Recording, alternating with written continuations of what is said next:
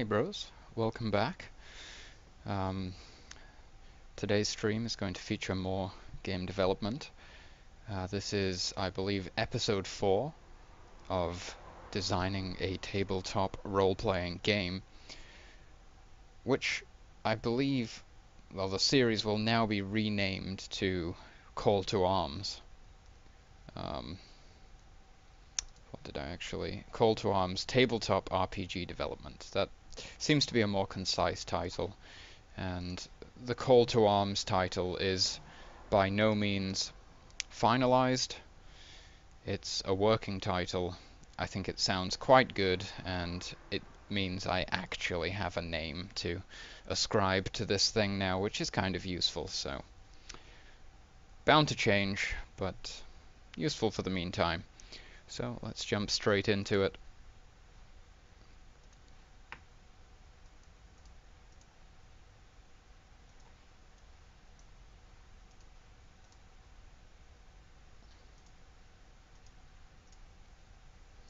Okay, let me review my notes to begin with.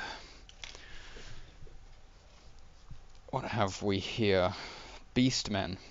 Beastmen, a potential new race, as well as serving as like a really powerful race or a race with a large build.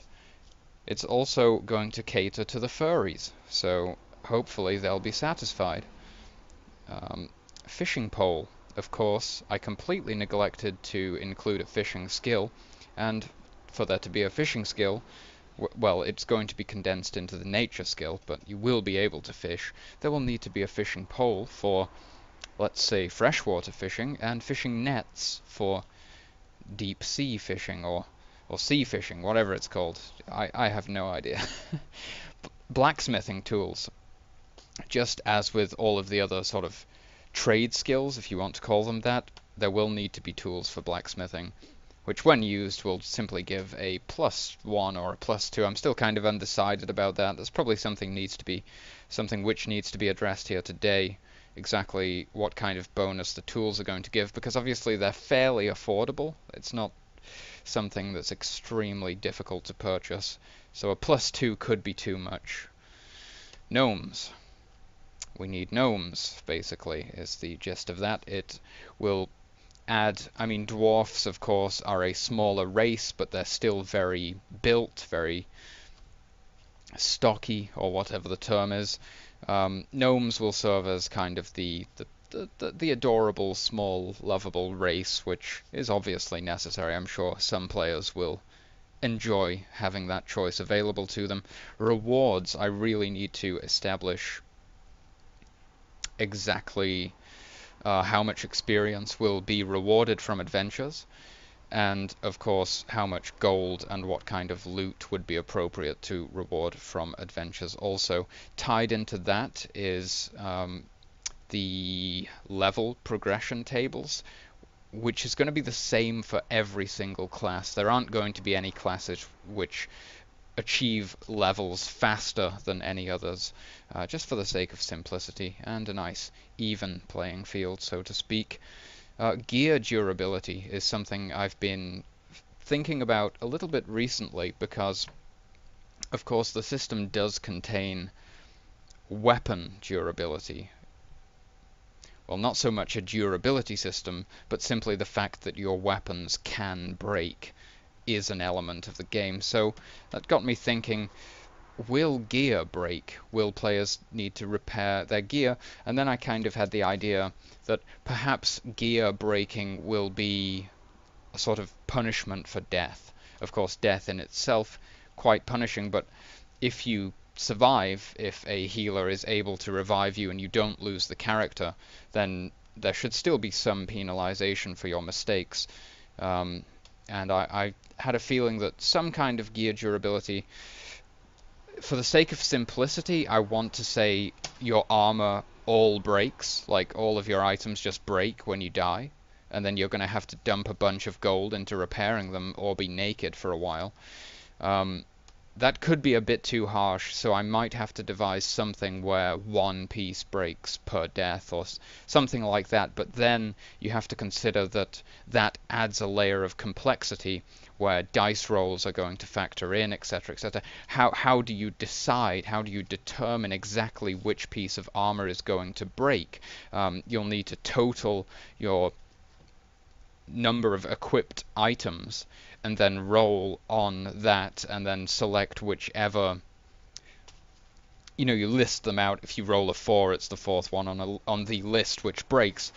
But if you have, let's say, 7 pieces of gear equipped, there is no D7 that physically exists for you to be able to roll in that situation. So unless you're playing with a virtual tabletop, i.e. Roll20, it's going to be difficult for you to actually determine which piece breaks. It could simply come down to GM discretion. The GM chooses an appropriate piece. Let's say you took a lance to the chest and it pierced through your lungs and you promptly, died a horrible death. Let's not go into too much detail, but your character is dead. Then after the encounter, your healer manages to resurrect you. The chest piece breaks. The DM just says your chest piece is broken, which would essentially mean that your armor is broken because there are no individual pieces, but you're going to have to repair that now.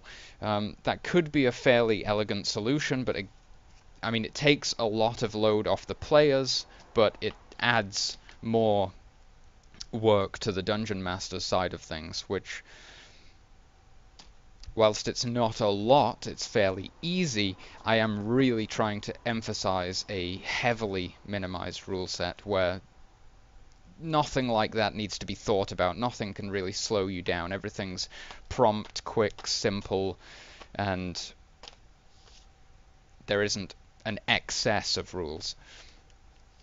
Anyway, update setting. I need to update the setting description to specify that this is a low magic setting, as it completely neglects to mention that, which really isn't going to be beneficial. If a GM picks up this handbook, or a DM, and tries to run with it, it's not going to end well, because he's not going to understand the scarcity of magic within the realm, let's say, because it's not mentioned anywhere, essentially. What is that? What does that even say? Skinning. I need to add skinning. I'm pretty sure it's not in there, but that is going to be like a sub-skill of the nature skill. And dungeon types.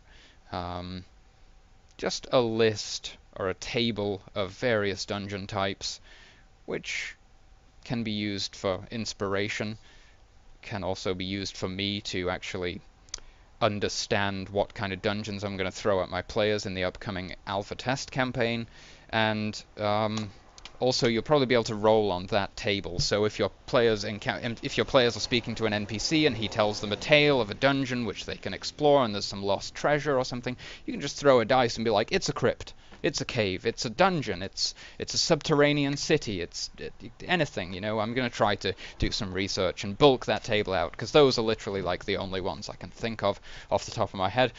The Early Access, welcome back to the stream, dude. How is it going?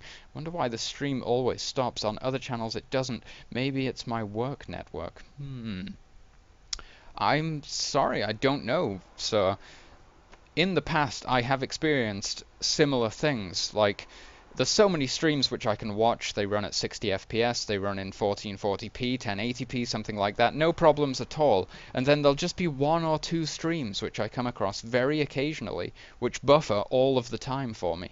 And I have absolutely no explanation, so I'm sorry, friend, I cannot offer you a solution. But thanks for joining us.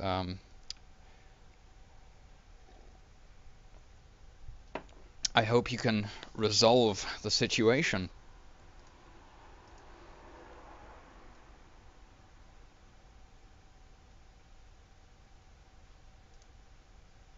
Okay, what was first? Let me actually keep this on hand. Race changes. What I want to do first is add fishing and skinning. I want to check those are in place. So we're kind of going to jump around on this list, not necessarily doing things in order. They weren't listed in any order of priority or anything, so tracking, herbalism, foraging, knowledge of wilderness, fauna and flora. I'm going to throw in hunting, and I'm going to throw in after herbalism, fishing, skinning, foraging, knowledge. Yeah, that seems fairly inclusive. I really can't believe I forgot to include those two. That was definitely an oversight.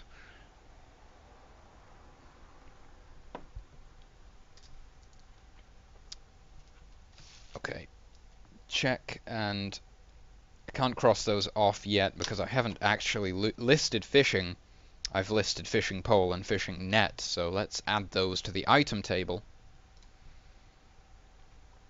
I also want to slightly recategorize the item table today, and as well, I would like to introduce some new artifact items and just revise the artifact items because there are some things which I've forgotten essentially, such as the Berserker Potion.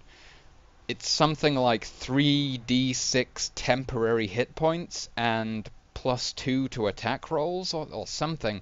I mean, it does something. It definitely has an effect, but I can't remember specifically what, and also I don't think that's necessarily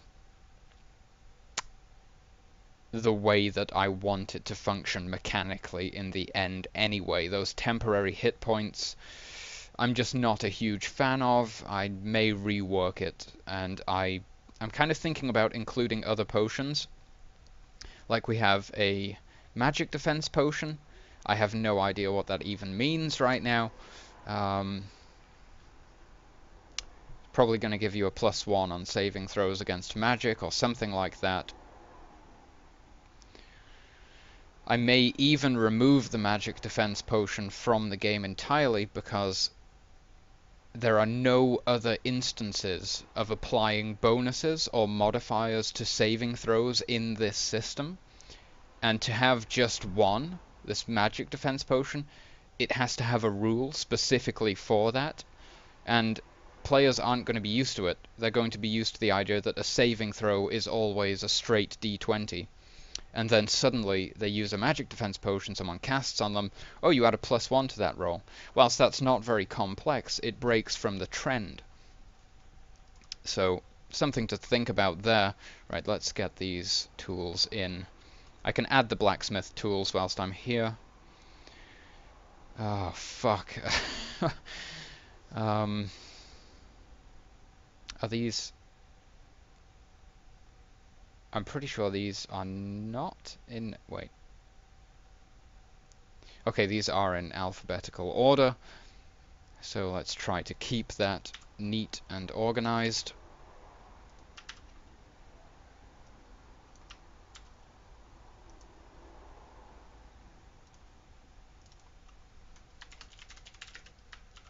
Fishing pole.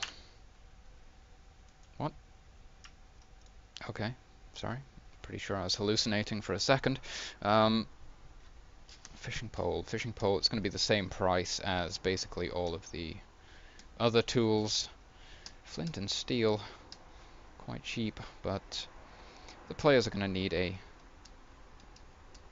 fairly affordable way to make fire. Quite crucial when in the wilderness. Fishing pole, fishing pole, fishing pole.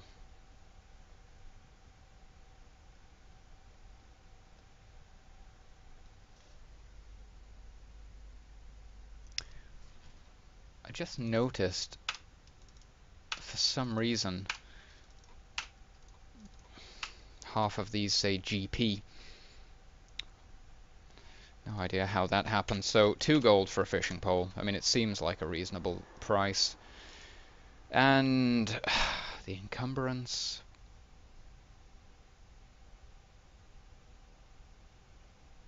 A fishing pole is obviously very light.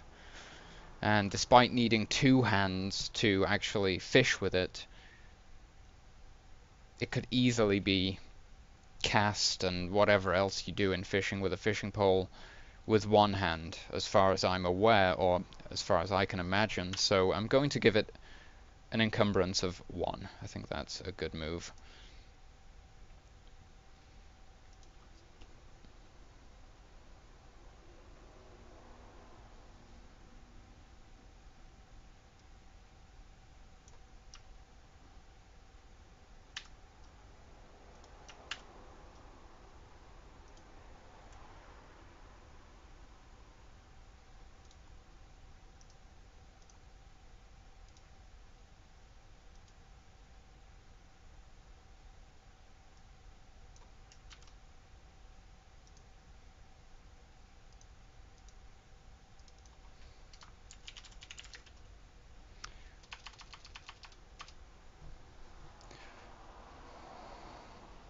What am I doing?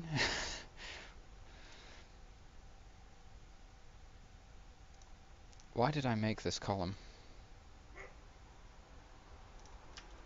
This row, I mean.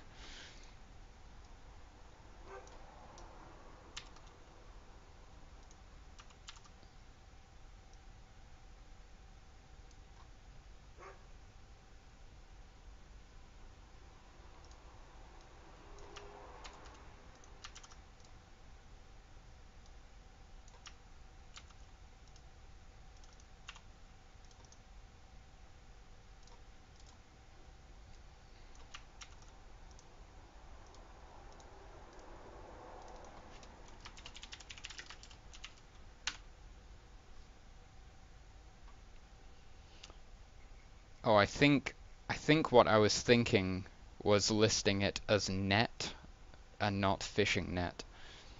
But just net, I mean, it's not specific enough. I'm going to give the net an encumbrance of 2 and a cost of 4 gold.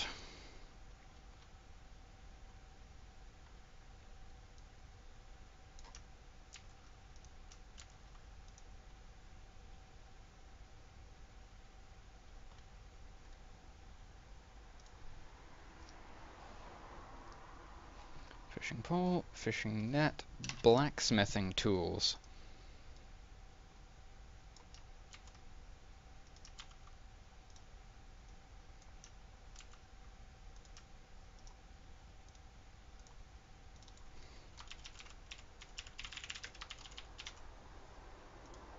Two gold, 1 encumbrance.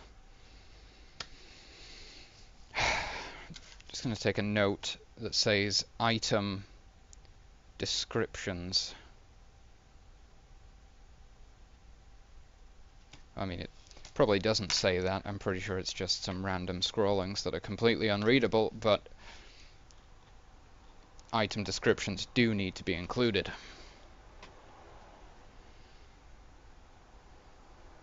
And in the process of doing so, I mean, the reason I noted that down is that it will prompt me to decide exactly how these tools work. Does the healing kit give a +2 or a +1? You may wonder why +1 and +2. Because of the 2d6 skill rolling system, bonuses beyond 2 don't really exist in the system. It's either a 1 or a 2, low or high. I mean, I'm not saying there aren't circumstances where you may grant a +3 or something, very rarely, but it's highly unlikely. That's not to say, though, that there won't be times where multiple bonuses are received simultaneously, and collectively they might make a 4 or 5, or potentially even higher. So, okay. Blacksmithing tools. Okay, let's do beastmen and gnomes. So, this is going to be the name, I'm pretty sure, for my beastmen. Bestia. Bestia. Well, it's pronounced a bit more fluently than I can, but it seems like a pretty cool name. So I'm going to go ahead and include that as a race. All of this potentially will be subject to change, so fear not.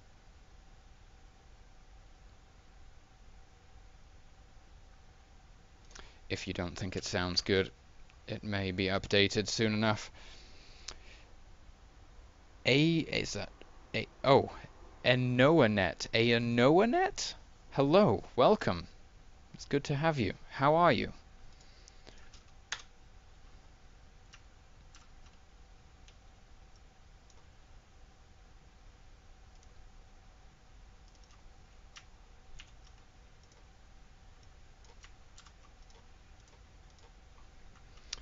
Okay, so have to describe these things now. This is going to be an interesting and painful process. I'm doing great, thank you, Enoa. I appreciate you asking.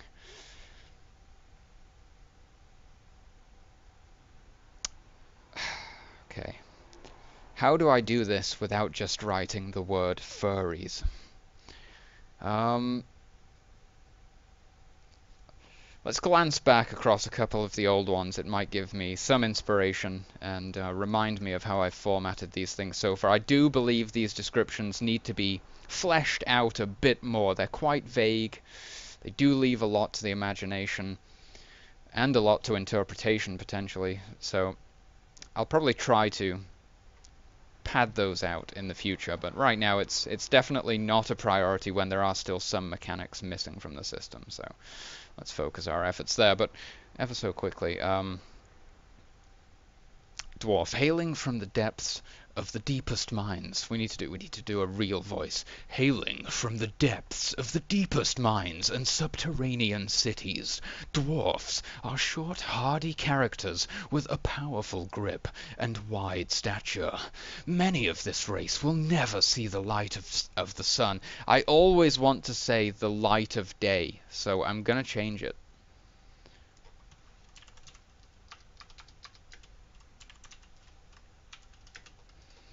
Many of this race will never see the light of day. However, a curious... She needs a comma now. However, a curious few rise to the surface in search of beasts and artifacts spoken of only in legend. Okay, so... Kaisriel, welcome back, sir. How is it going, bro? I'm glad you're appreciating the voice, Noah. Just give me a while. I'll get the name down eventually. Noah. I mean that's. I'm pretty sure I'm close. I'm close. Okay.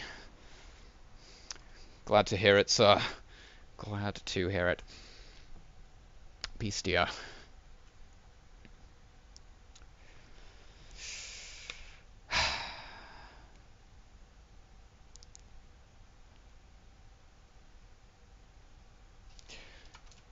Living in small tribal settlements. I'm not going to do the voice fella, right? This is too much.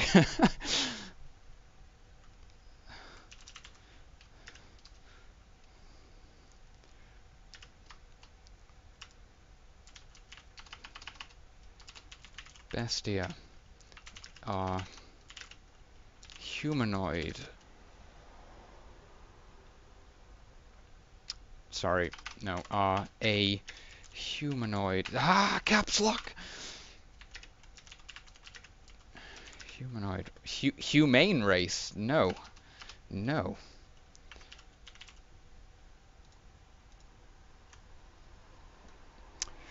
Are a humanoid race with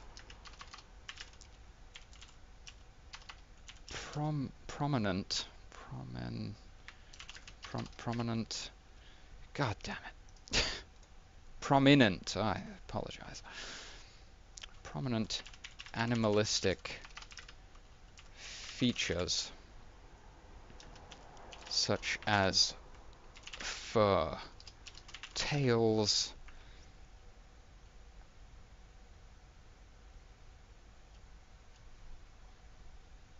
how am I doing, Kaiser? I'm doing great. Thank you very much for asking, sir.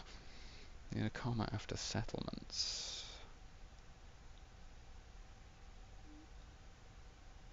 I'm completely lost. Okay.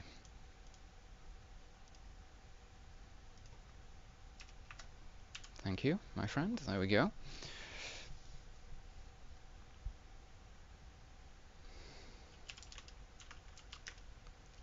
I can't say ears. Everyone has ears.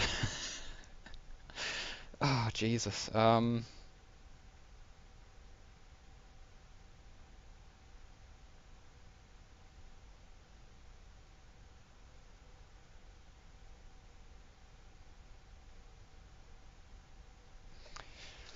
that sounds dumb.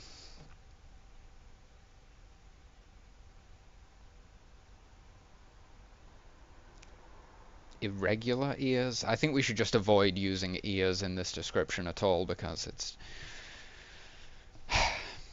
not sounding good right now.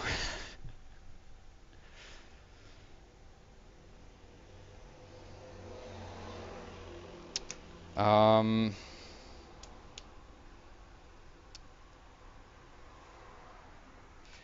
okay, we need to do some Googling. Pupils. Functions of different pupil shapes.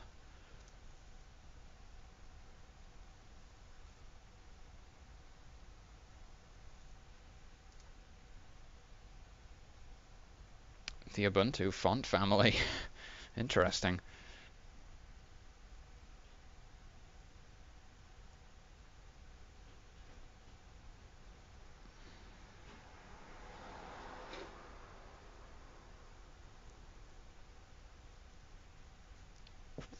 That guy is so high right now.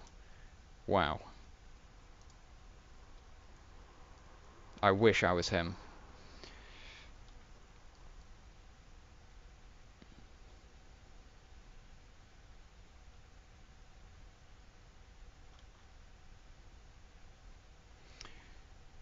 Okay.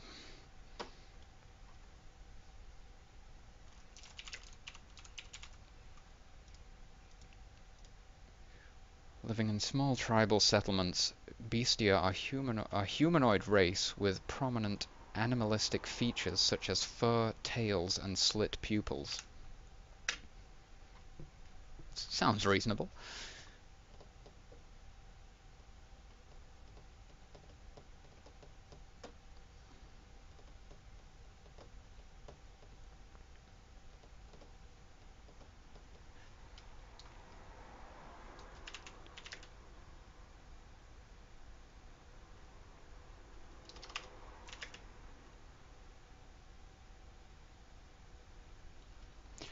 These tribes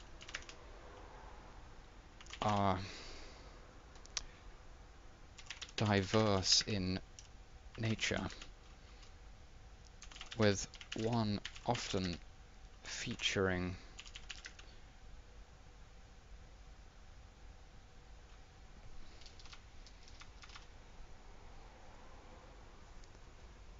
with one group often bearing no resemblance to another.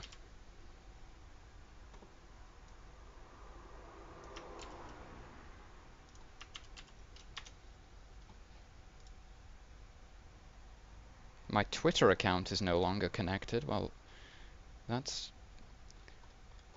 not good. That is quite a nice font, I have to agree.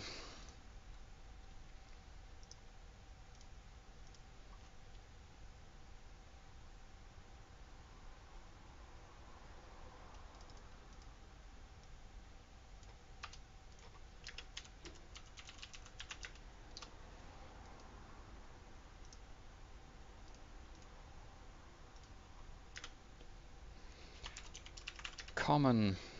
I'm just going to give some examples and then kind of wrap it up. I don't really know what else there is to say really, but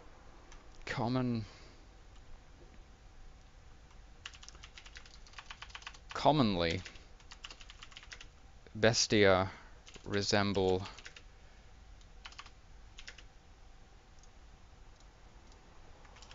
animals such as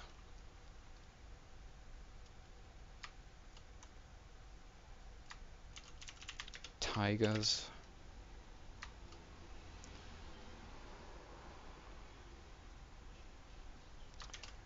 wolves, Give me some animals if you want to see them in the game. Um,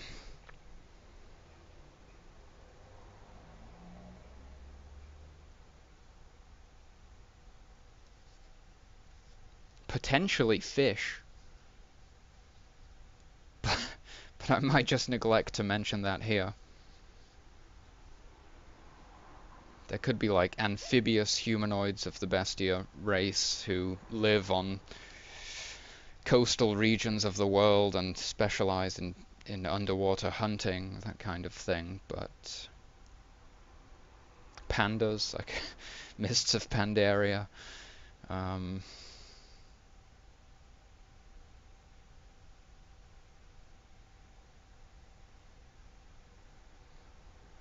if I was to say birds or like eagles or something of that nature, it's very close to a harpy, so probably going to try to avoid that.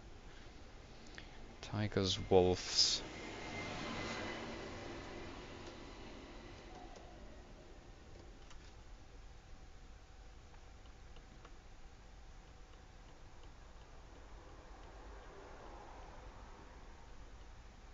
Bulls, oh definitely.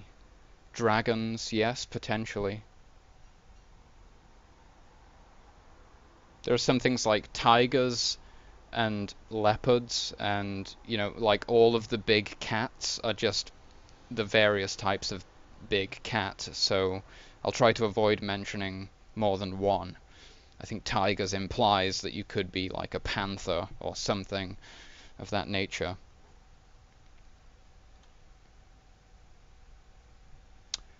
I think instead of dragons, I might say lizards.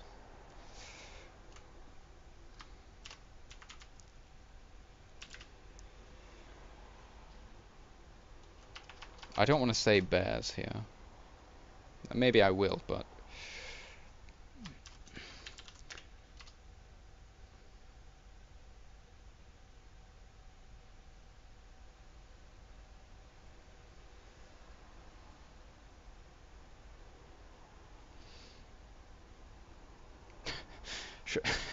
instead of bulls, should I say bovine?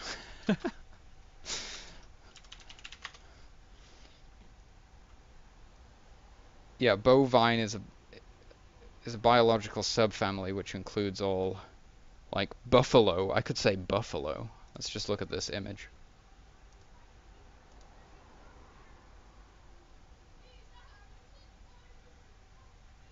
Bison. Ooh. Yak. Yeah, bison. Definitely bison.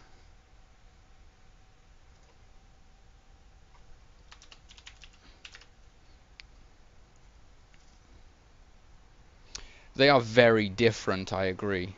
I agree, but I don't want to list thousands of animals here. I just want to summarize as much as possible. What is wrong with the spelling of wolves? I see.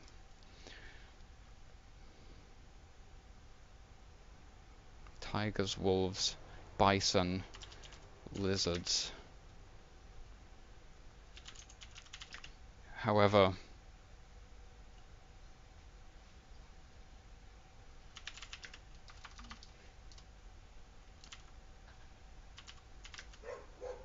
tribes of all kinds can be found.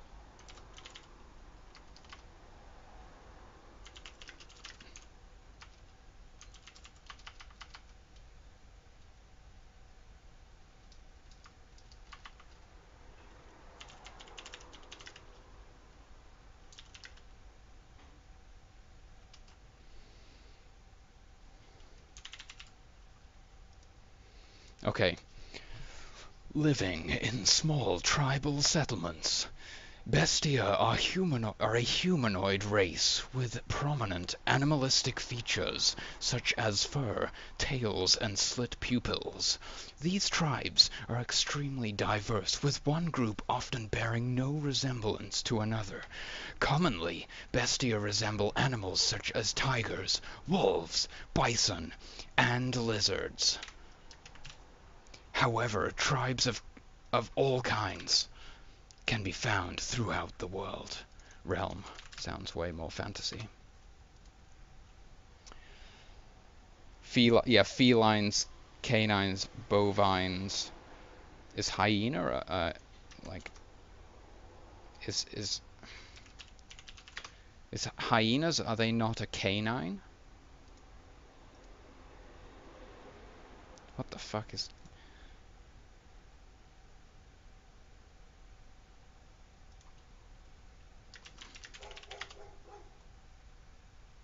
Canine tooth.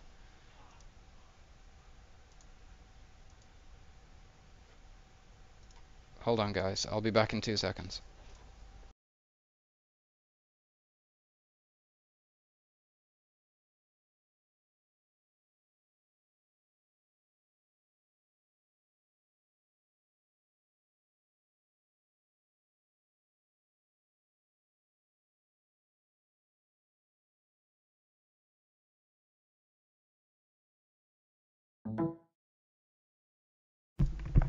Sorry about that, guys. Everything's okay.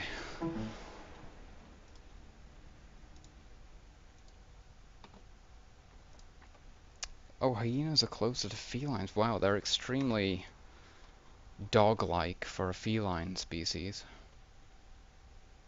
Okay, well, you've cleared that up, so... Yeah, I'm fairly pleased with this description. It might be a little bit inconsistent with the others, perhaps, but it does the trick. Okay.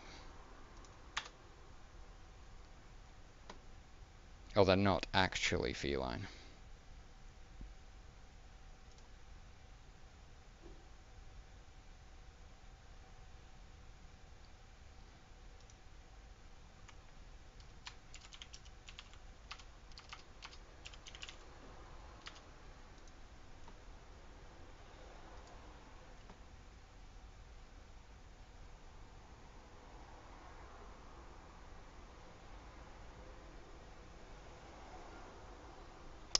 Interesting.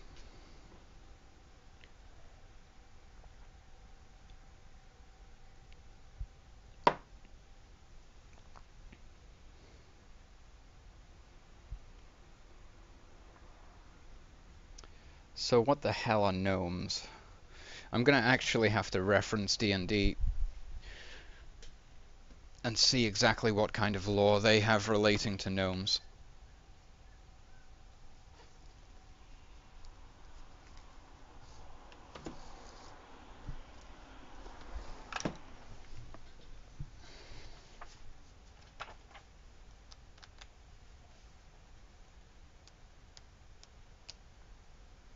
Wait, do they even have gnomes as a race? No, that's not very useful. We're gonna have to look elsewhere.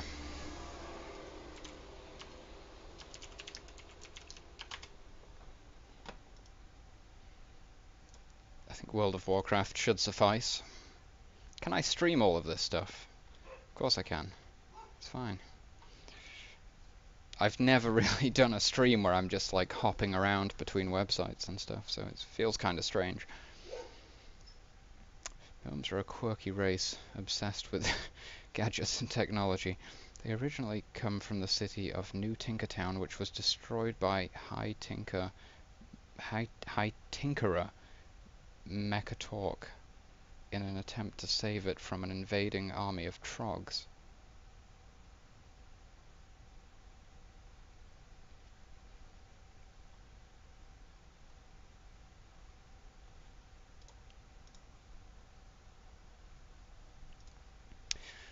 I think living garden gnomes is...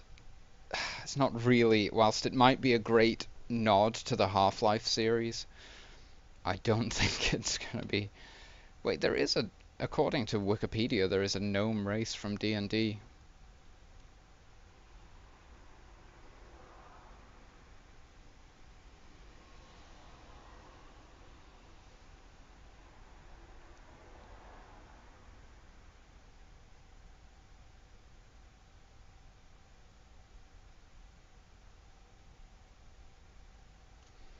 Subraces, society...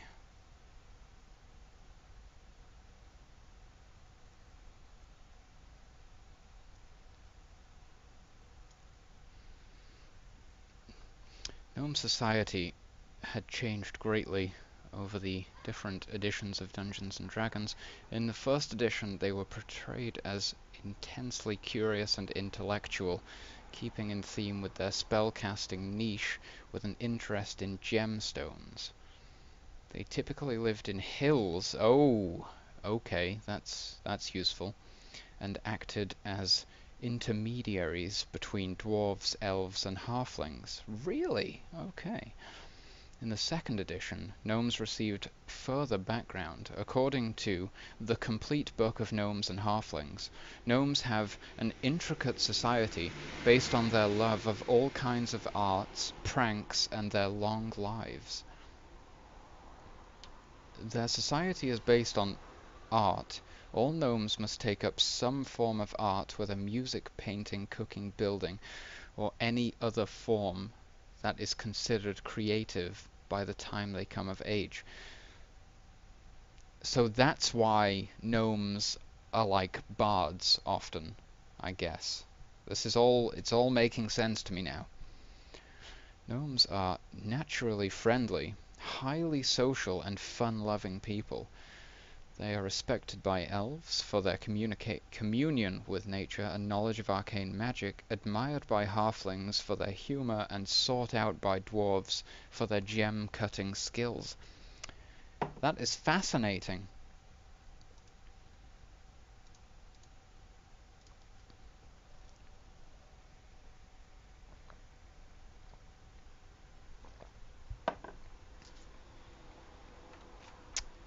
Gnomes.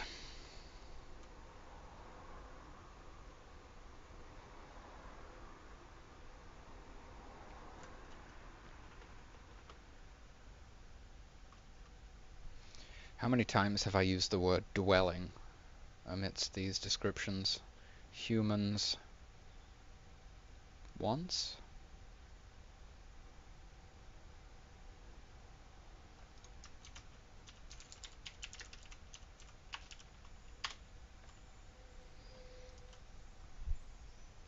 Swelling? I clearly know.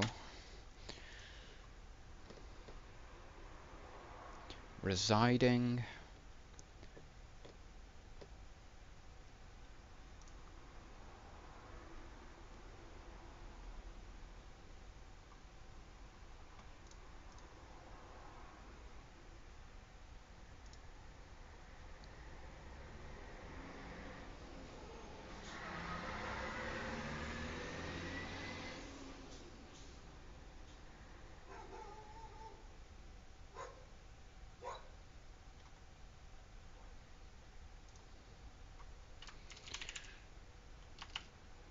Residing in hillside settlements.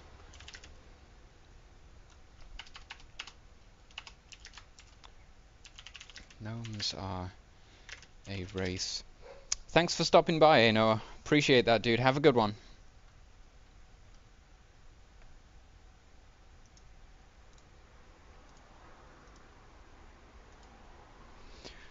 Residing in hillside settlements, gnomes are a race.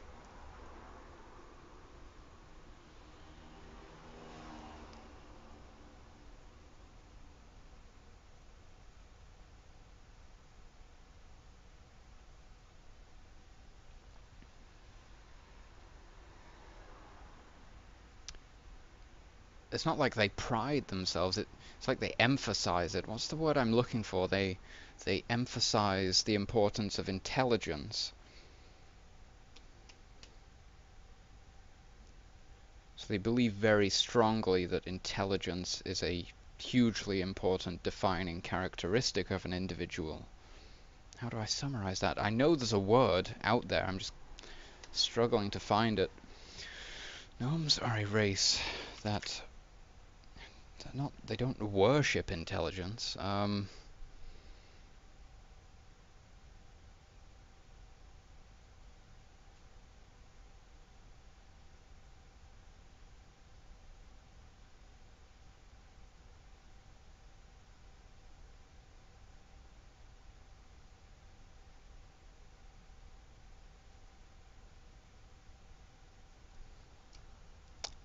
I'm just gonna have to leave a blank.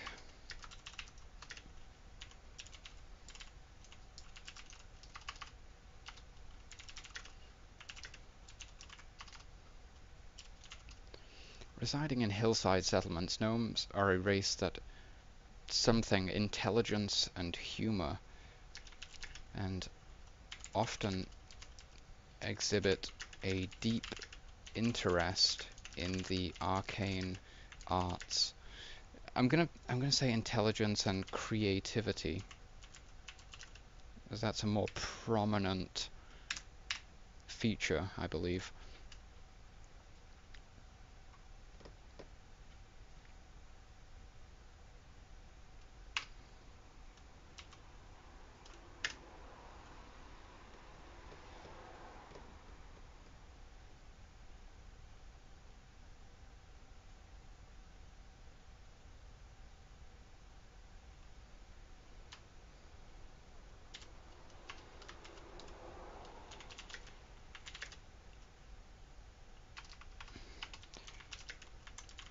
Gnomes stand about a quarter of what?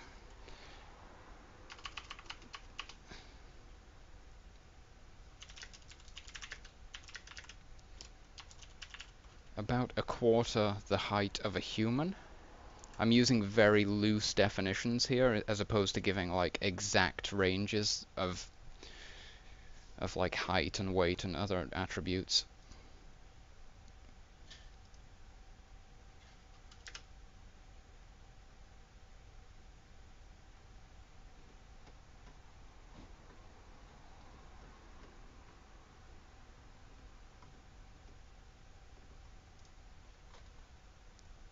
Refer back to this and see if there's any kind of characteristics.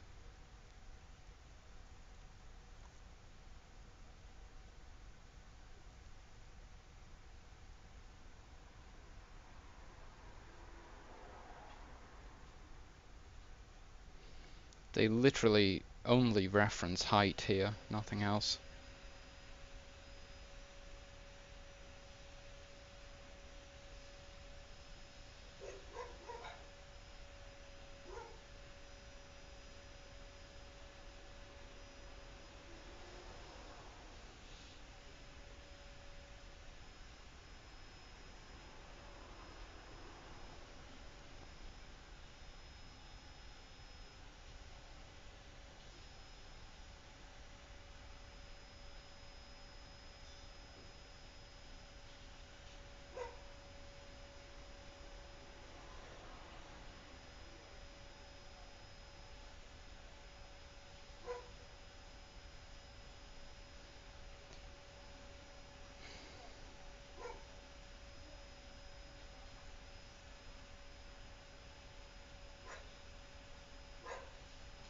Okay, there's like nothing of use here to do with describing a gnome. But I can't just say they're short and leave it at that. There must be some more defining characteristics. I could say that they often have like extremely bizarre colored hair. Like pink hair, blue hair, green hair, strange things like that.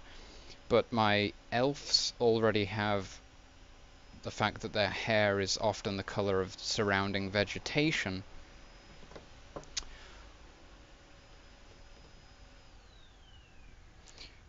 Okay, I'm gonna say that they often have like strangely colored hair. It appeals to me, so.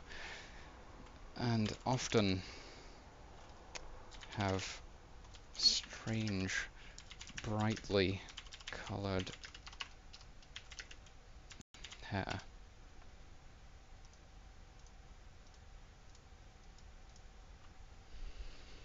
Residing in hillside settlements, gnomes are a race that emphasizes, what is the word? Something intelligence and creativity, and often exhibit a deep interest in the arcane arts. Gnomes stand about a quarter the height of a human, and often have strange and brightly colored hair. They love humor and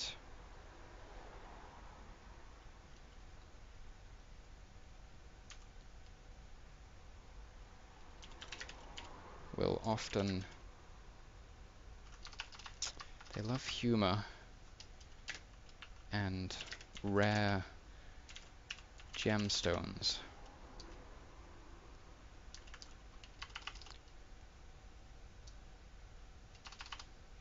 They love humor, rare gemstones, and the creative arts.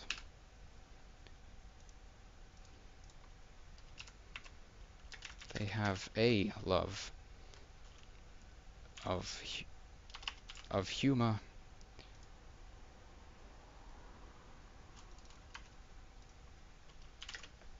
rare gemstones, and the creative arts. What is this word? Gnomes are a race that adores intelligence and creativity.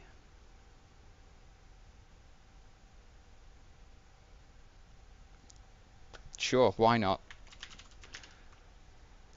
Okay, it's probably terrible, probably sounds terrible, but we're going to stop there because we've been writing race descriptions for a small amount of time now, and it's about time we moved on. Where's my pen? Okay, let's get this shit out the way. Okay, beastmen done, gnomes done. Rewards, gear durability, update setting, I think that's next. Dungeon types, item descriptions, okay. So we're just going to update the setting paragraph to clarify.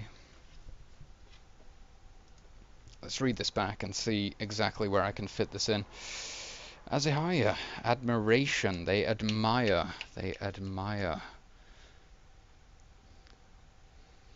Residing in hillside settlements, gnomes are a race that admires intelligence and creativity. There's too many ands, often exhibiting a deep interest in the arcane arts. Gnomes are a race that admire intelligence and creativity. Good call, dude. I just couldn't find the word. And welcome back, of course. How's it going? Good to see you again. Okay, here we go. The world is harsh and unforgiving. Humanity clings to a fragile form of civilization, dotted throughout the seemingly endless wilderness. Kings and queens control vast numbers of fearful citizens by offering some vague sense of security within walled cities guarded by their personal armies. Most humans seek some kind of stable existence within these settlements. However, there are a brave or possibly reckless few who wish to control their own destinies. That feels like that should be a full stop.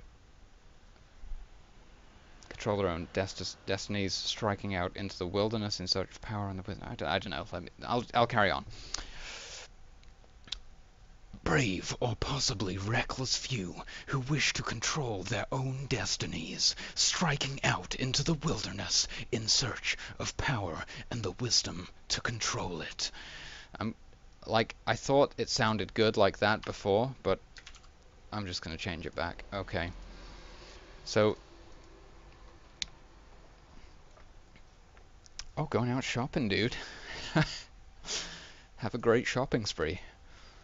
Kings and queens.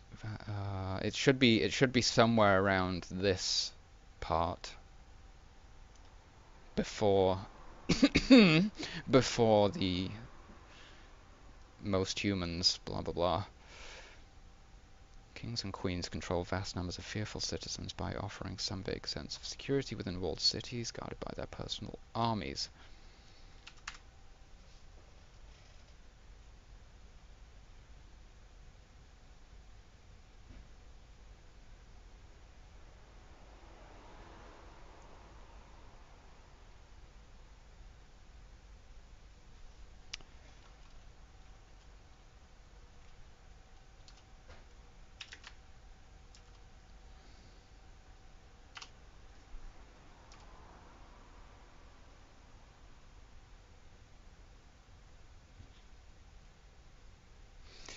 I'm kind of having a hard time segueing into this now. It almost feels like it's just out of nowhere. Like, oh, and by the way, they outlaw magic. Oh, what?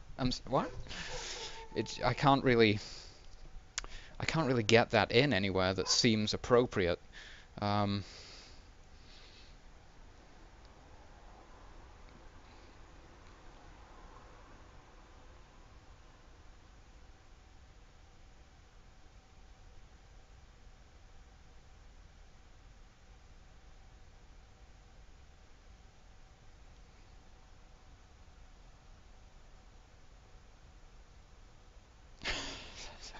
Sounds like you're having some difficulties, Kysriel.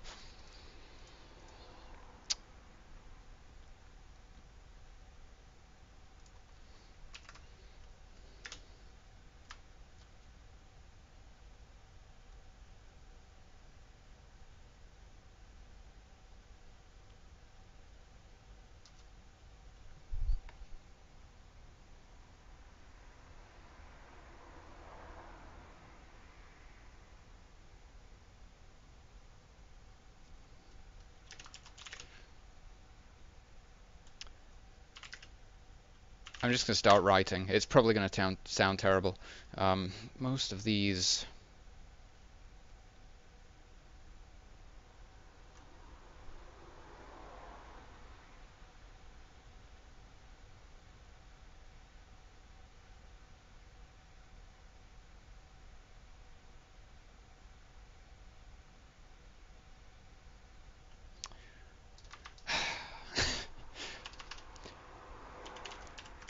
most outlaw magic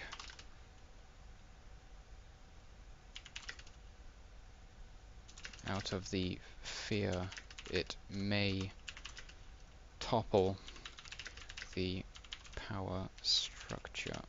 Something like that. We need to fluff it out a bit.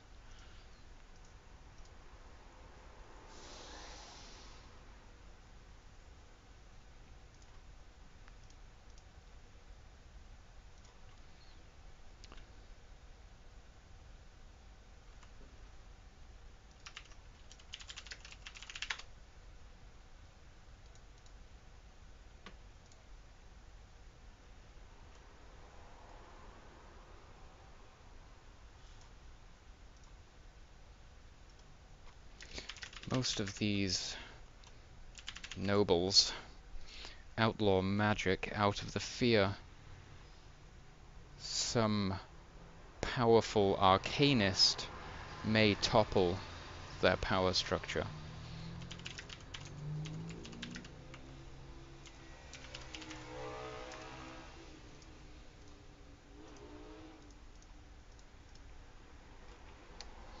Kings and queens control vast numbers of fearful citizens by offering some vague sense of security within walled cities guarded by their personal armies. Most of these nobles outlaw magic out of the fear that some powerful arcanist may ultimately topple their power structure, may topple the power structure.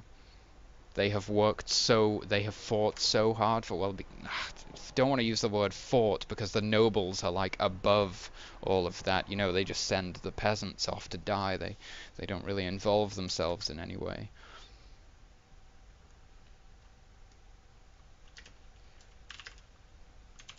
They worked so hard to build. Their forefathers worked so hard to build. Okay, how does that sound? Most of these nobles outlaw magic out of the fear that some powerful arcanist may topple the power structure their forefathers worked so hard to build. I'm going to have to read the whole thing again, aren't I? See how it fits in there. The world is harsh and unforgiving. Humanity clings to a fragile form of civilization, dotted throughout the seemingly endless wilderness. Kings and queens control vast numbers of fearful citizens by offering some vague sense of security within walled cities guarded by their personal armies. Most of these nobles outlaw magic out of the fear that some powerful arcanist may topple the power structure their forefathers worked so hard to build. Most humans seek some kind of stable exit, blah blah blah. It sounds pretty good. I'm fairly satisfied. I actually think that was relatively painless and we got that done in pretty good time. Okay, I'm gonna leave it like that.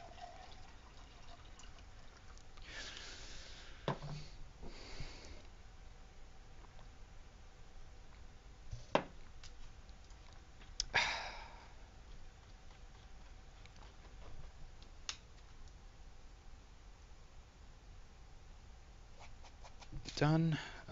Gear durability. We're getting dungeon types. I'll do dungeon types and then gear durability rewards and item descriptions. That way we'll have done all of the setting and aesthetic stuff, and then we'll start delving into the mechanics of play.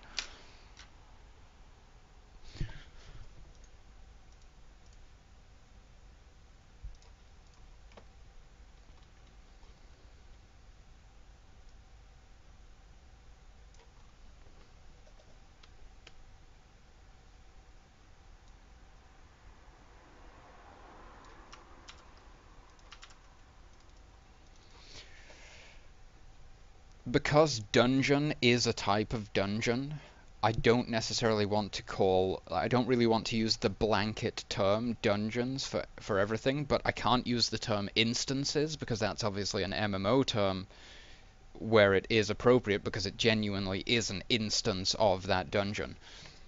For now, I'm just going to have to use dungeons. It can't be encounters, of course, because encounters are encounters. Dungeons will contain multiple encounters, as well as other skill tests and such. For now, it's just going to have to be dungeons. What is this?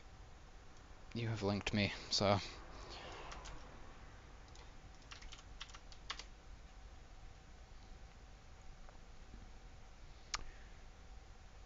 Well, it doesn't look good. It doesn't look like it's functioning. But at the same time, excuse me, I have no idea what's going on in that image. Type is still fine.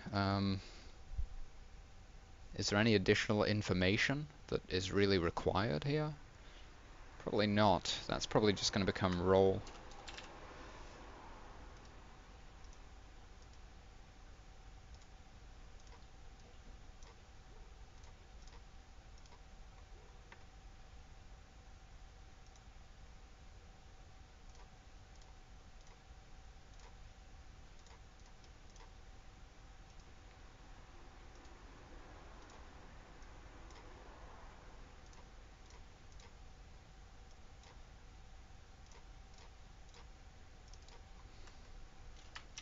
We'll start with the obvious one.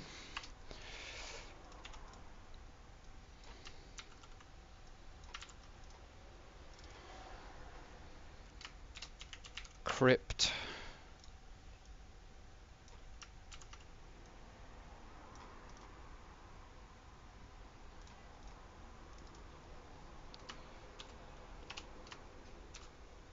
City.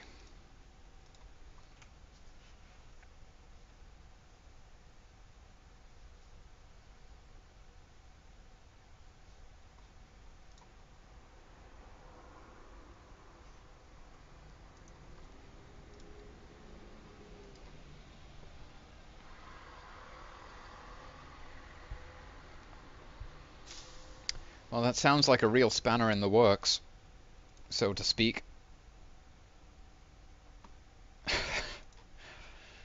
And the I-5 is slowing you down. Dungeon, crypt, city. I should specify subterranean, I suppose. if I can spell it.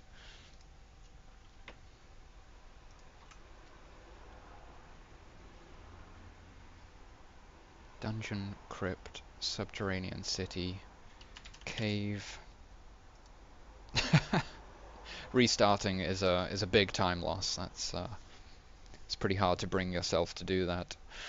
Okay, I'm gonna have to do some subterranean locations.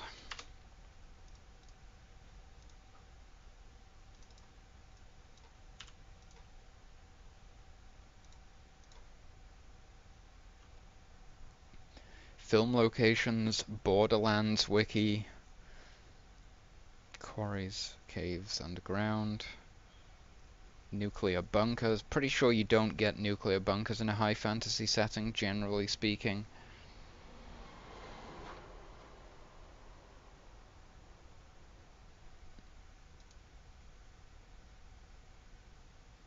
It's never good to have your hardware dragging your English have the hardware dragging you down. Subterranean locations, urban locations. Let's check film locations. It's quite applicable to a campaign. It's definitely a cinematic experience. Okay, a lot of these are quite modern. Oh, this is actually listings of locations to go and film, as far as I can tell. Like derelict subterranean basement. Yeah, this is not much use. Okay, but it did give me an idea, at least. Mines, of course. Dungeons, crypts, subterranean cities, caves, mines.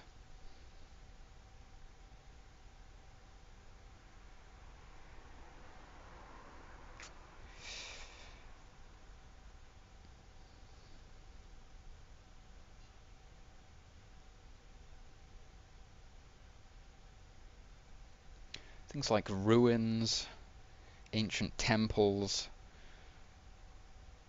that kind of thing, they fall very much into crypt, I suppose. What's the specific definition of crypt? I'm pretty sure it's just like a burial ground.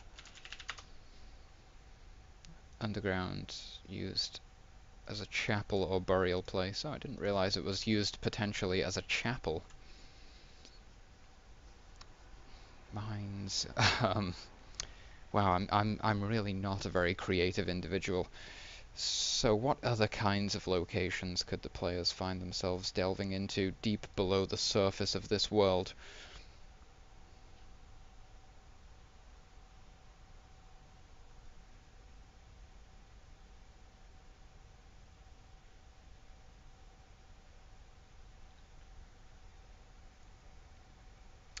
Locations like underground lakes or reservoirs or whatever they would be called very much fits into the cave setting.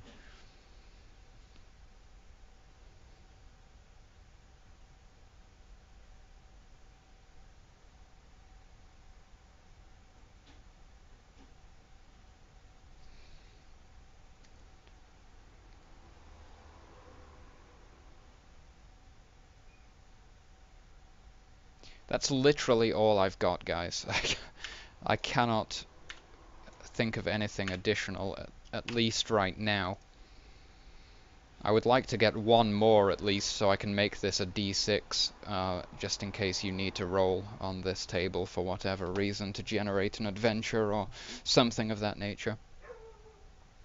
Okay, well, at least it's partially completed, so dungeon types done. Rewards, gear durability, item descriptions.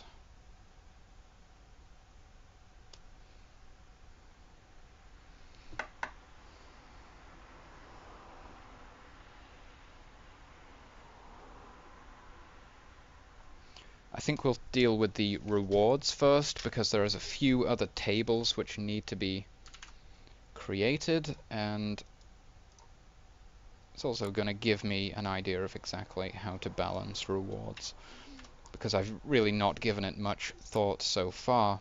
The experience, I'm essentially using the same um, experience gain and also thresholds for leveling as SWN, but I'm going to limit it to the same experience rate, or whatever you would call it, as the warrior and psychic class. The expert actually levels faster for some reason. Well, because they're an expert in that system.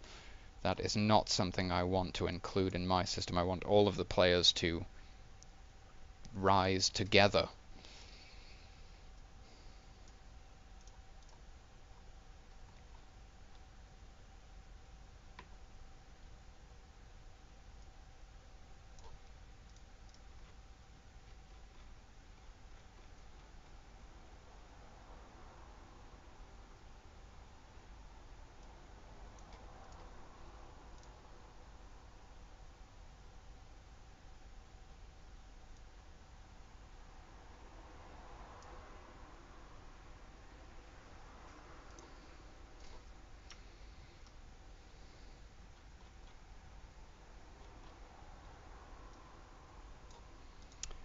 Just trying to find the chapter.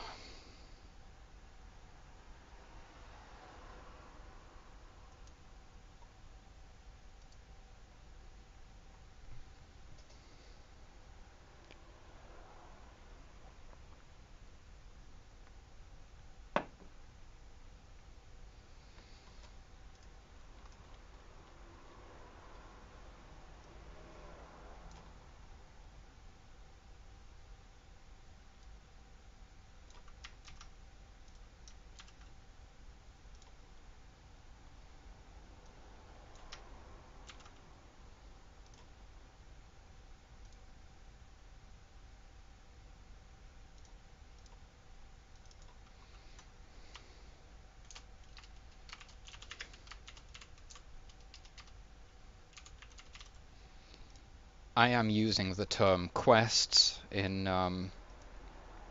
this system as opposed to the commonly used term adventures.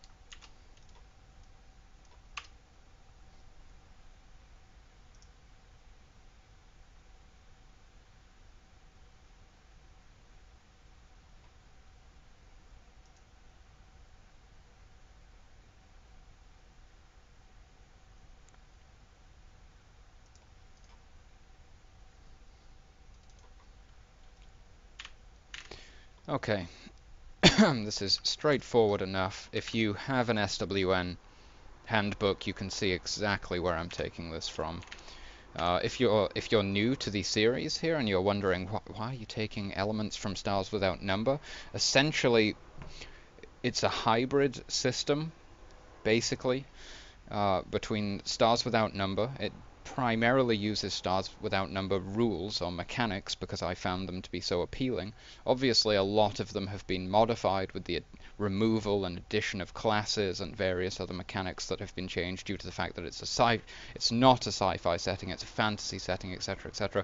It also draws inspiration heavily from Dungeons and Dragons, of course, how could it not?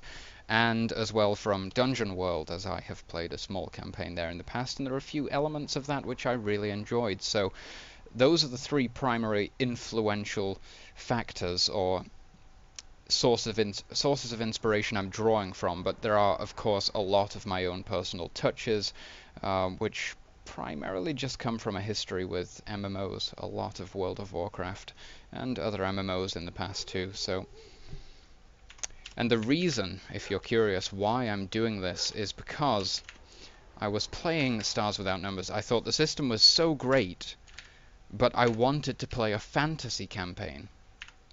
So I looked for a system which would offer me... Hold on a second, something's gone terribly wrong. I missed 5. Oh, God.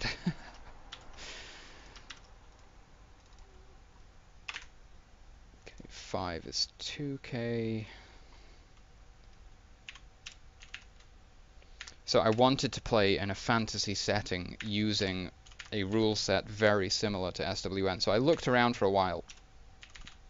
I was looking at things like basic D&D and advanced D&D and things like that because Stars Without Number is apparently inspired by a lot of these older systems. But I couldn't find anything. I couldn't find any rule set that vaguely resembled Stars Without Number whatsoever. So it dawned on me, even though when it was suggested to me originally I laughed the idea off, that I'm going to have to make my own system. So that's essentially what I'm doing here. It's a personal project, of course, but there is the potential, should I ever get this to a level of polish and completeness that I'm satisfied with, it may become publicly available for a very, very, very, very low fee.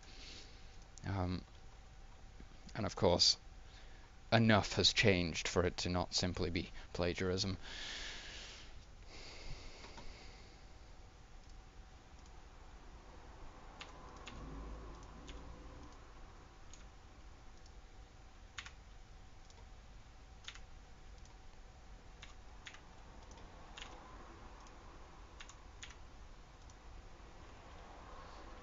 Okay, so those are the basic rewards from questing. What we do need, though, is the actual tables for the characters, the classes.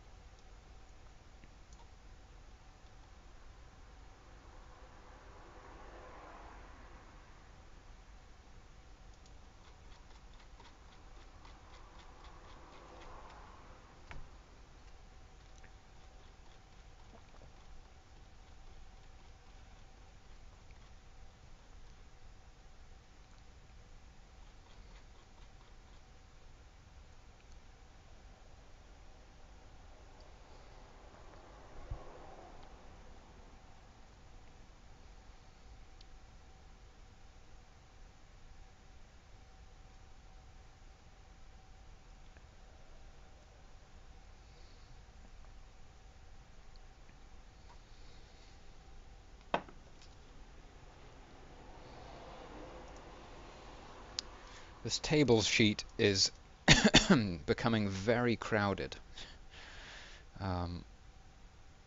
Should be fine ultimately.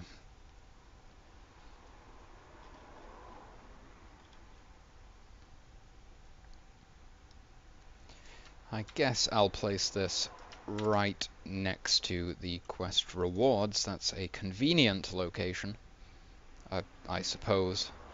Or at least I could place it here, in fact. I mean, this is all this is temporary. I'm just kind of categorizing it for my own peace of mind.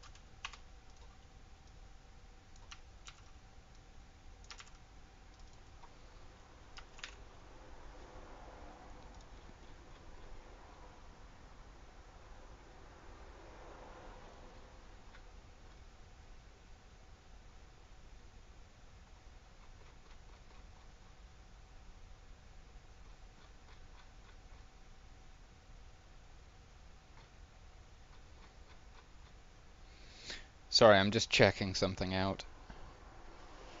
Very interesting.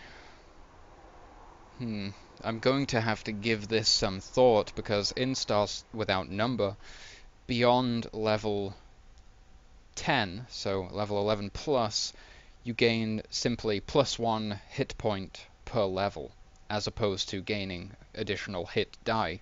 You just gain hit points themselves. So the Expert class gains 1, the Psychic gains 2, and the Warrior also gains 2.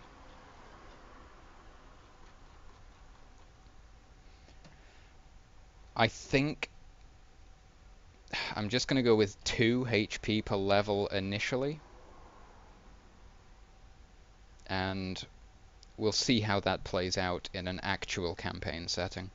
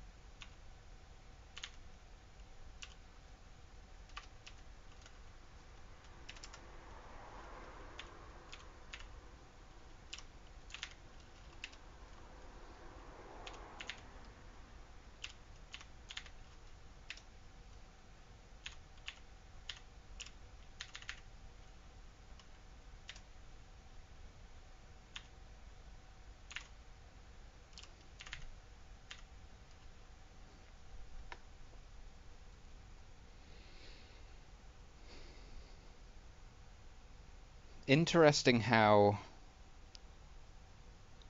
level 10 costs 370,000 experience, but then levels beyond 10 cost only 125,000.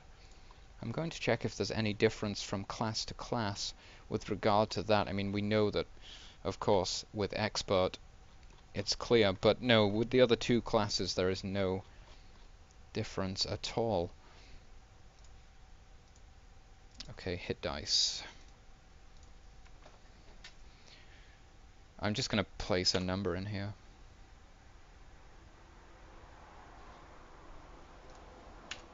Of course, the hit dice are class specific, so you'll roll a number of dice based on this number.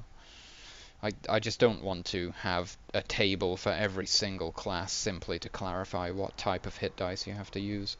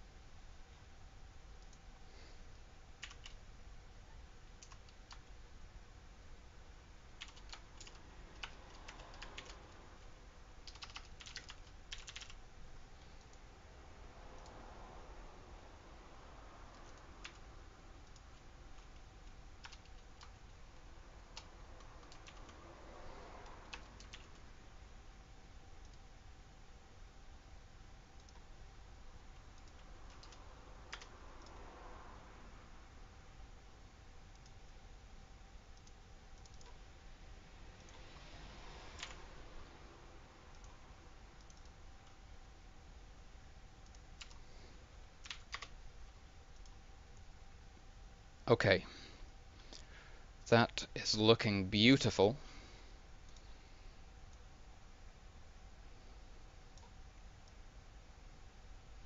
Let's see what Stars Without Number has to say about rewarding wealth and items. And we may also check D&D to see exactly what it specifies. From what I recall, D&D uses some kind of recommended packages where, like, depending on the number of players in the party, you give a certain package. That might not be true of all versions of the game, but definitely 3rd edition, if I remember correctly.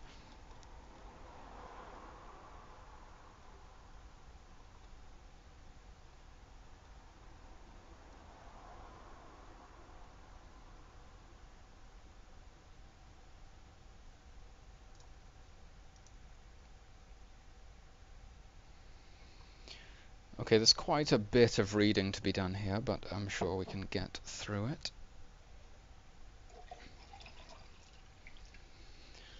A problem with only having 2 screens right now is that chat is always behind something, so I'm constantly switching back to chat just to check nothing important is going on.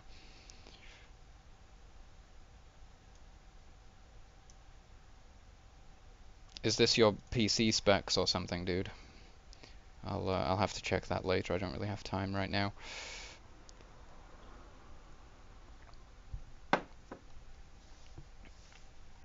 As exciting as it may be to visit new worlds, meet interesting people, and shoot them with lasers, most PCs have a more than passing interest in turning a profit. Once you've laid out an adventurer, sorry, I don't think we need to lay out any adventurers, guys. Let's keep it peaceful. Once you've laid out an adventure, you need to choose an appropriate reward and insert it into the adventure accordingly.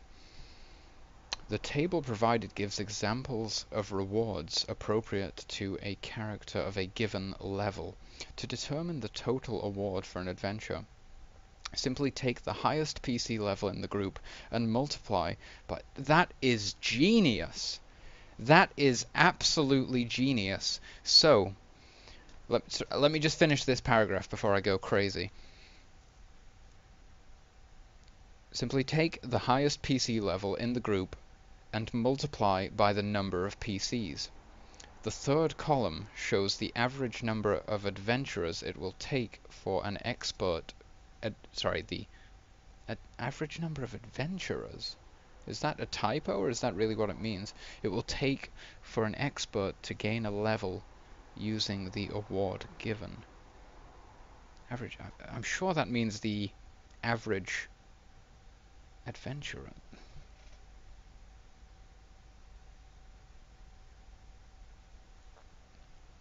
Anyway, well, we'll recap. I have to get my head around this mechanic because it's quite interesting. Warriors and psychics will rise slightly more slowly. If you prefer a faster or slower rate of advance, just alter the numbers accordingly. So, let's recap. To determine the total award for an adventure, simply take the highest PC level in the group and multiply by the number of PCs. Highest PC level. Example 5. 4 party members, 20.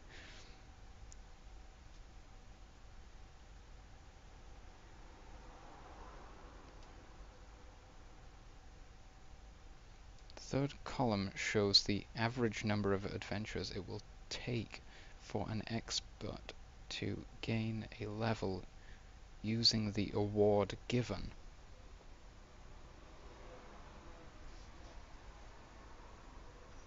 This makes no sense to me. Warriors and psychics will rise slightly more slowly, yes. If you prefer a faster or slow, yeah, that's irrelevant, but...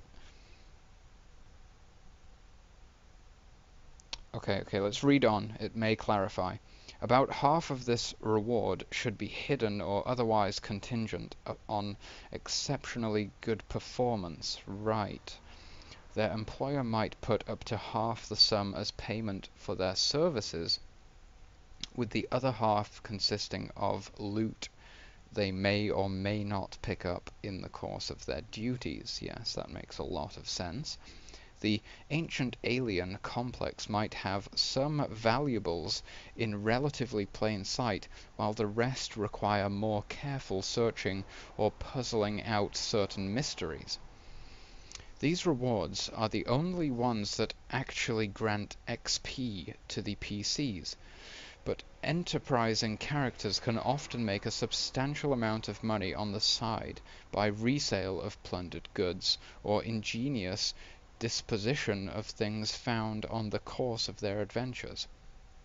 This shouldn't be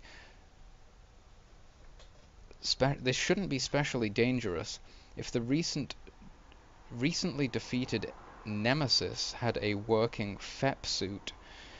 It's only rational that the PCs might try to use or sell it. It's possible to declare that the equipment was irreparably damaged during a fight, or keyed to the user's genetic fingerprint, but such heavy-handed tactics should be used sparingly. It's usually wiser simply to not give enemies anything you wouldn't want to see in the hands of the PCs. Resale value of plunder tends to be low, assuming it's even possible for the PCs to unload a hamper full of bloodied, torn combat field uniforms on the local markets. All manner of awkward questions can arise. Fences with less curious natures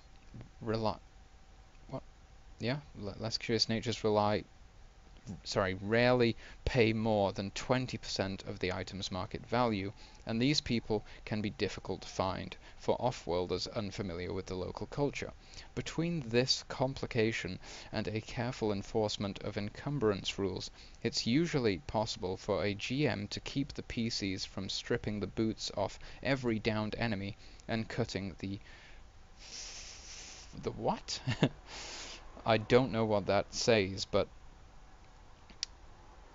something. Anyway, a healthy spirit of avarice shouldn't be punished, however, and if players want to use or sell some genuinely worthwhile piece of loot, they shouldn't be grudged.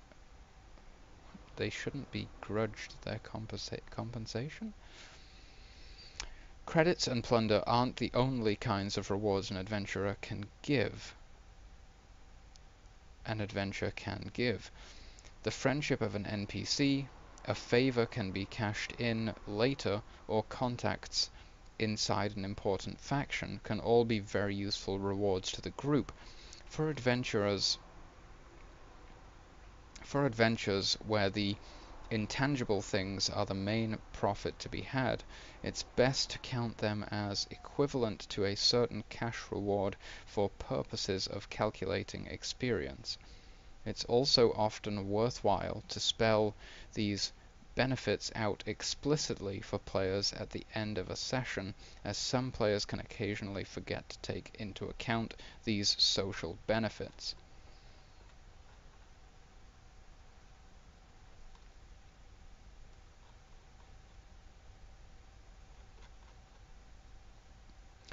So that didn't clarify anything at all, essentially.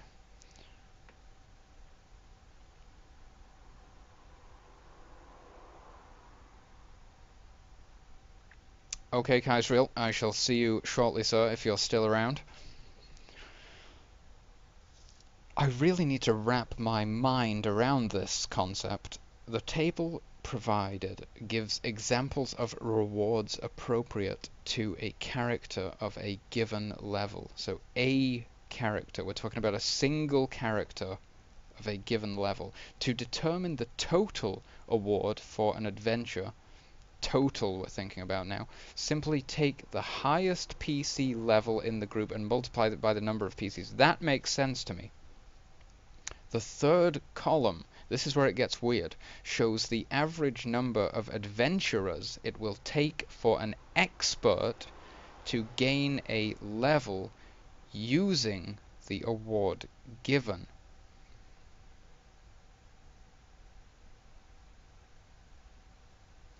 That's where it loses me.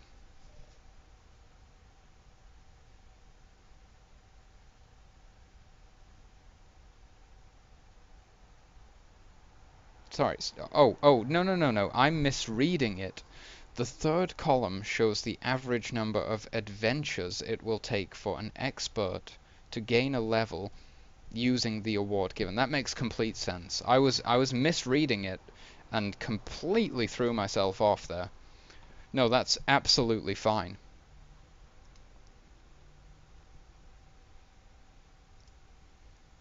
Okay, that's great. So it doesn't give any specifics relating to how much gold you should be awarding players. I lost chat for a second. There we go. Or anything of that nature. It doesn't really specify what kind of items should be handed out or anything like that. There is a Maybe I'll just quickly read this next part, which is ships and other major plunder. This may mention something of that nature, but major plunder sounds major. A quick glance over the starship costs will make clear that even a modest free merchant hull costs far more than any adventuring party might be expected to make in rewards, and the maintenance and upkeep costs just compound the gap. If the rewards are given, sorry, if the rewards given above are the only income an adventuring group gets, they'll never be able to buy a ship.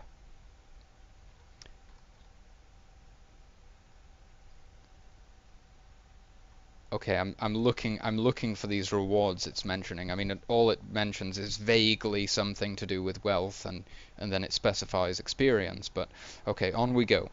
The simple solution is to let the players acquire a ship in the course of their adventures.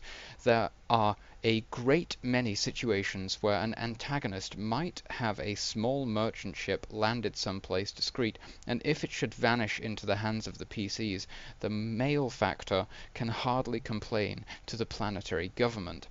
It might also be possible that a grateful employer gives them the use or ownership of a craft, or one might be discovered abandoned on a remote world or distant ruin. The ship may not even be human in manufacture, requiring its own adventure in figuring out how to use the ancient controls and maintain its bizarre engineering. Some players will leap at the chance to own a ship, and others will leap at the chance to sell it. Most ships acquired in underhanded fashion are simply not saleable on the open market. No buyer wants to invest millions of credits in a probably stolen starship. Black market ship sales are not the safest of commercial transactions, and few buyers are willing to pay more than a small percentage of the ship's full value. Maintaining a starship can be a very expensive proposition. You should not be reluctant to increase adventure rewards or offer more rem- remi- remunerative? Pretty sure I've never heard that word. Remunerative.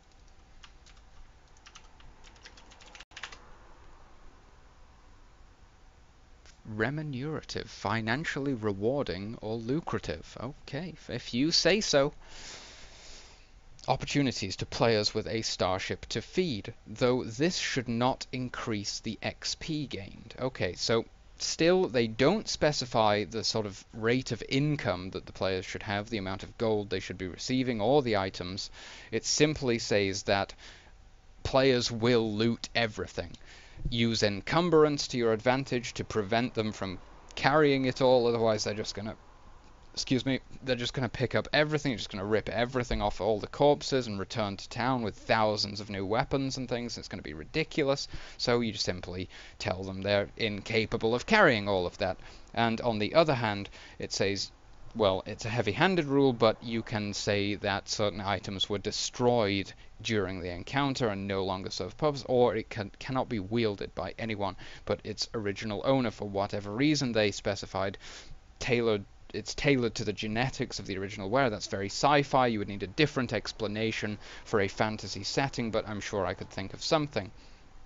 And as for gold, or wealth, or credits, as it's known in this system. It really doesn't say anything at all, so that's very much left up to the players, I guess. Let me just glance over the remaining chapters here and determine exactly whether there is anything mentioned at all.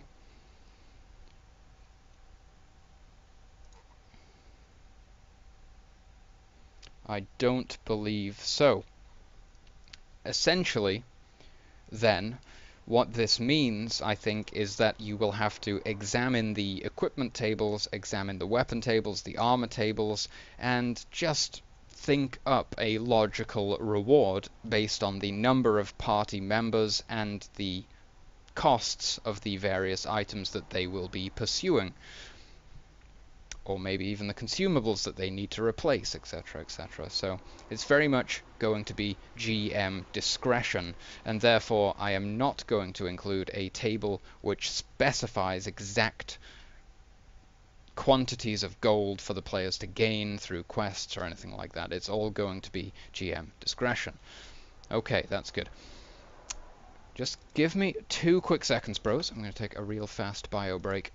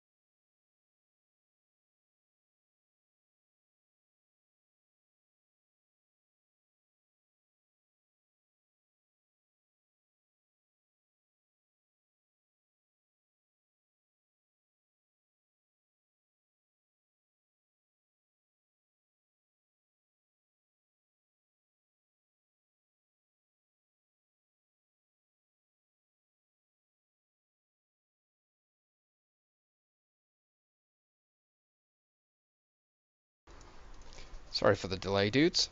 Let's get back to the final 15 minutes of the first portion of today's stream.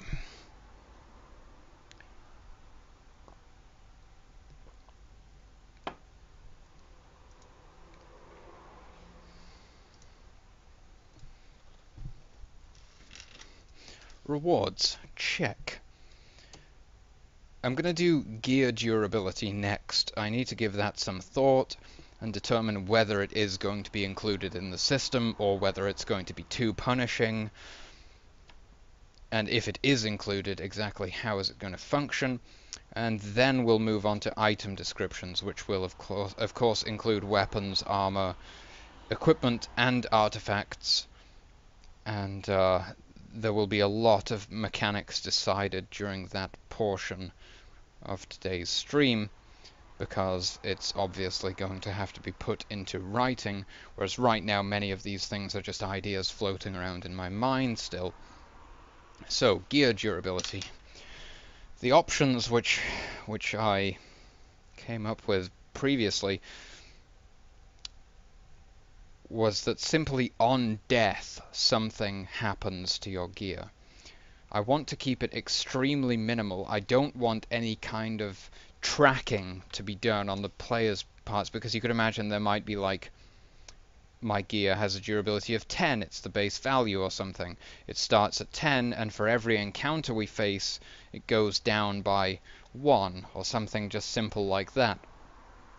They have to think about that. It's going to take away from their actual role-playing experience, because you're not really channeling your character anymore. You're doing maths. Granted, it's extremely basic, but it's kind of a distraction from actually playing the game. I don't want the players to have to be worrying about like, that's one encounter. How many encounters did we have today? Where someone's like 3, someone else like I thought we did 4, and then they're like, oh shit, and then they're asking the GM like, how many durability points did I lose today? I've lost track, and it just gets ridiculous. So I'm trying to really minimize that stuff and emphasize the simplicity and just encourage that fast-paced, easy to pick up and play style of system. So ultimately that led me to believe that on a death something could simply happen. That's a fairly elegant solution. But exactly what should happen is the question. Now, if we just pull up the armor tables real quick, here we are, we'll see that the armor is all-encompassing. There aren't individual pieces. It's not like your gauntlets are going to break or your belt is going to break or something like that. It's literally your armor is functional or your armor is broken. So it's quite easy to implement a rule which states simply, if you fell unconscious during an encounter and a healer resurrected you, your items are now broken. Exactly what does broken mean? We shall have to define that. I would be leaning towards it means it's literally unusable. It's broken. You have 9 AC again. It's as if you're naked. You could still wear it to carry it around, but it's no longer serving its purpose. It's too fragmented, you're too exposed, and therefore your AC is the base value of 9 once again. And that seems reasonable to me, I suppose, and it will very much put an end to the adventure, quite likely, unless you have some very brave players willing to press on. But let's say 2 party members go down during an encounter and they get rezzed up. Praise the RNGesus or the RNG gods or whatever. They actually lived, but now both of them have no armor. You're probably going to return to town and address that and then set out again into the wilderness and try to perform the task requested of you successfully this time without that occurring. So that's very punishing, but this system is punishing. It is by no means designed to carry the players easily and gracefully through a cinematic story experience. It truly is supposed to present a challenge. So as soon as a player learns, like, if you get knocked out during this fight, you're going to have no armor, they're going to be terrified of that concept. They're going to want to avoid knockouts at all costs. It raises the stakes, essentially. And I quite like that idea. But it's this balance between too many rules and a potentially good idea. Like, it might seem like a good idea, but it's an additional layer of rules which has to be taken into consideration. And I'm trying to keep the rules extremely minimal.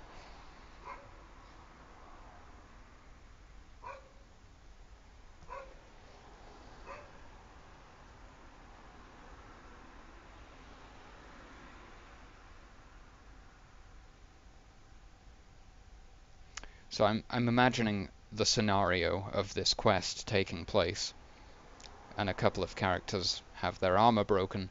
The players return to town, and then they set out again. They have to travel all the way back, fight through whatever dangers they may encounter whilst setting up camp for a night or whatever it may be, and then they have to head out again and begin the travel once more. Potentially, they could, let's say, they're trying to get from point A to point B. They fail a navigation check, they wind up at point C now. Now you have an encounter, they fail in this encounter, half of the party members get KO'd, their armor is broken, they need to return to town. They fail the navigation check to return to town, they're now at point D. They have another encounter or problem to deal with, and half of their members have no armor on. This is probably going to wipe parties. This is going to kill parties if this mechanic is implemented. If you play enough campaigns with this, whilst taking this mechanic into consideration, it will eventually kill parties. So, obviously the effect on the game at large is quite profound. Just from this one seemingly minor mechanic of your armor being able to break. At the same time, because weapons can break in this system, I do like the idea of including armor within that durability thing. Okay, now I've had an idea where it's like a chance. So if you get knocked out during an encounter and then healed or resurrected, you have to roll a d20 on a, what would it be, like a 1 to 9, your items break. On a 10 to 20, your items are fine. Something like that could be used in this situation. But then it's a rule, it's a thing the players have to do. Would they really enjoy doing that, and would it detract from the gameplay experience?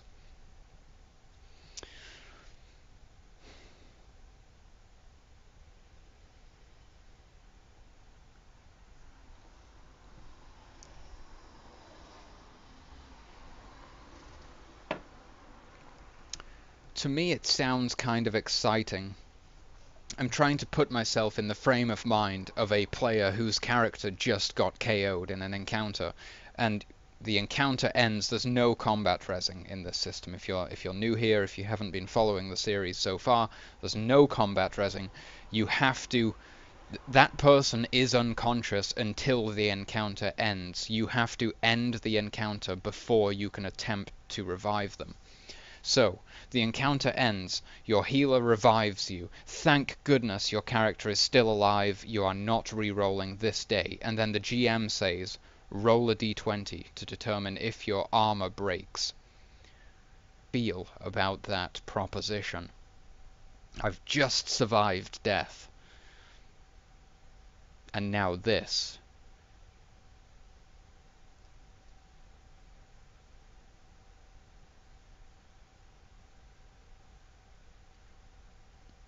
I feel like it's kind of nice, in a way, because it almost feels like you're being given an opportunity.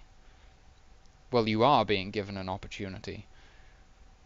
As opposed to it being like, oh, you got KO'd in that encounter, now all of your armor's broken. That's very, very harsh.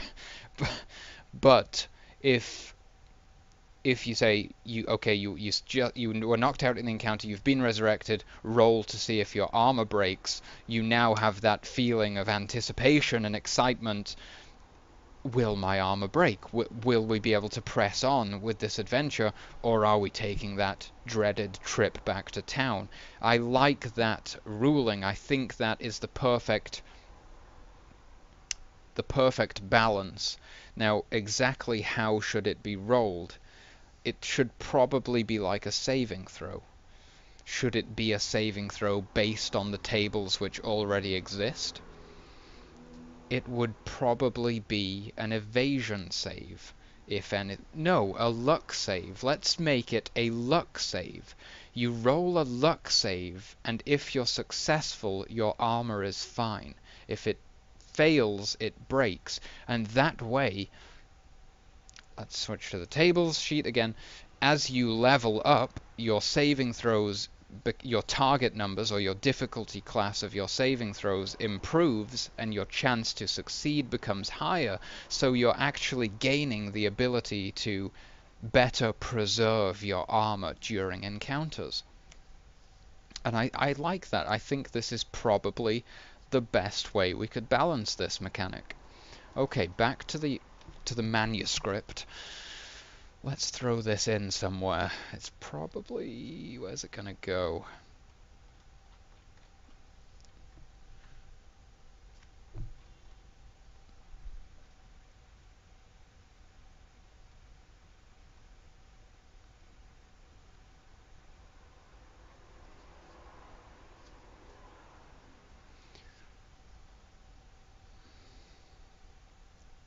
I want to fit this in somewhere that seems appropriate and fits with the natural flow of the document.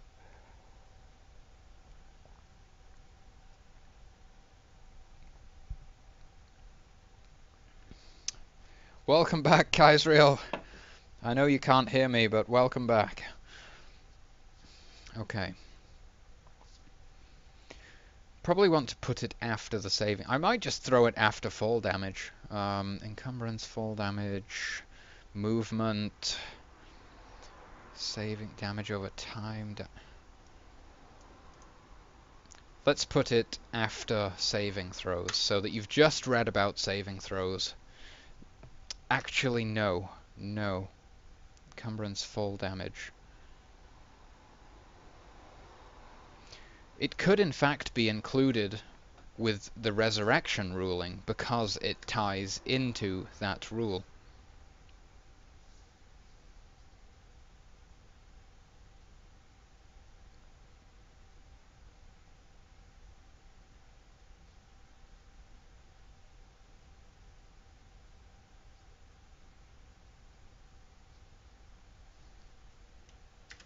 A resurrected character must make a luck saving throw to determine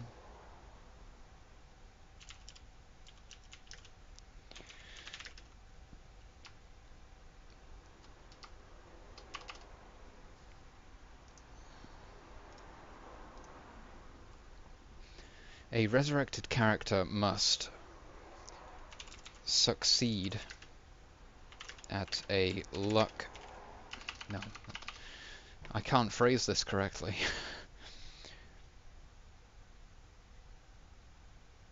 Oh, must roll a successful luck saving throw to prevent their armor from breaking. To prevent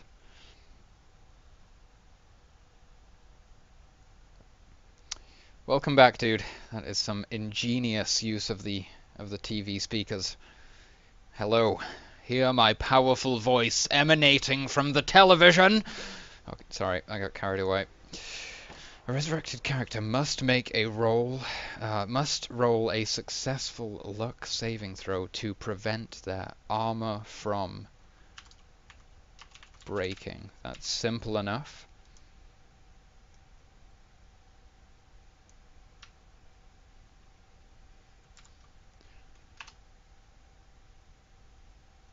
I'm going to give this a subheading of its own because I feel like it warrants it. It's quite a major